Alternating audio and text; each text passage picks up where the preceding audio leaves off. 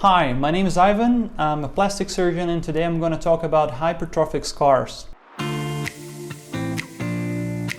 So hypertrophic scars are a really big problem because they're very common.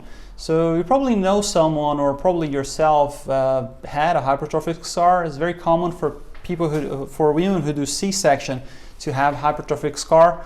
So basically, first we're going to differentiate between a hypertrophic scar and a keloid.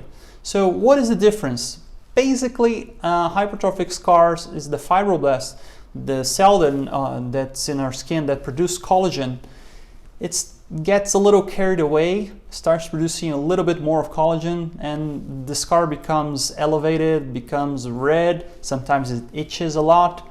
That's a hypertrophic scar. So it's a little bit elevated to the normal skin level. It's not a normal scar. And the keloid is the next step. So the scar becomes crazy. It becomes like way more elevated than the hypertrophic scar. Sometimes it can grow to the side. It behaves like a tumor itself. You know, it's out of control. So we're going to talk today about hypertrophic scar. So as I said, it's the excess of collagen.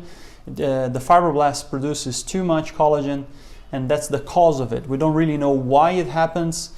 We know that we have to avoid tension in the scar.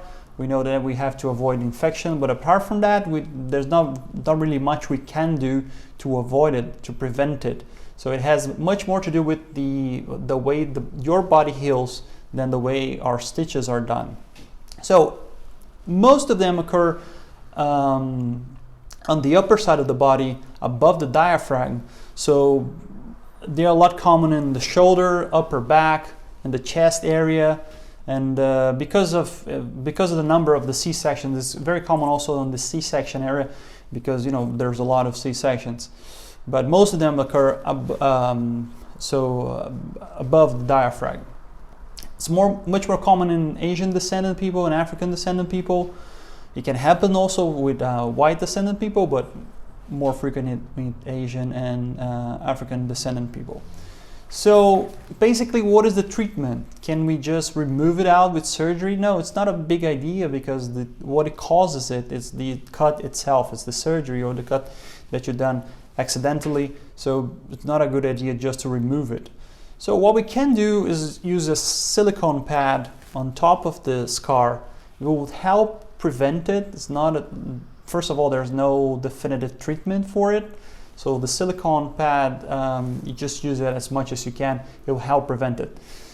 If you have the patient to wait, it probably will resolve itself. Not like totally, but it will probably get a lot better along the way. If you wait 6 months, maybe a year, it will probably get better. The hypertrophic scar is usually elevated. It itches. It's red or pink.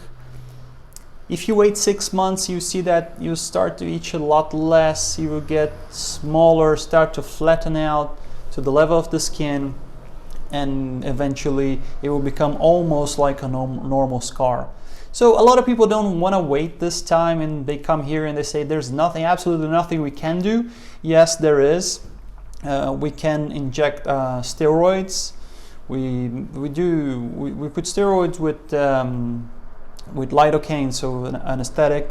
We inject it on the scar. We do like three sessions with a month, so a month apart, so 3 months. Each month we do one session, and the steroid will help to flatten out the lesion and take that hypertrophic scar out of activity. So it will reduce the activity on that scar and eventually give you a result quicker than just wait. So to finish it, basically there's no definitive treatment. We don't know yet. There's a series of treatment, laser and a combination of those treatments that I told you. So basically, know that doesn't have a silver bullet solution, and that you have to be patient to deal with it. So if you have any doubts, please write below. I'll try to answer as many as I can. See you in the next video. Bye.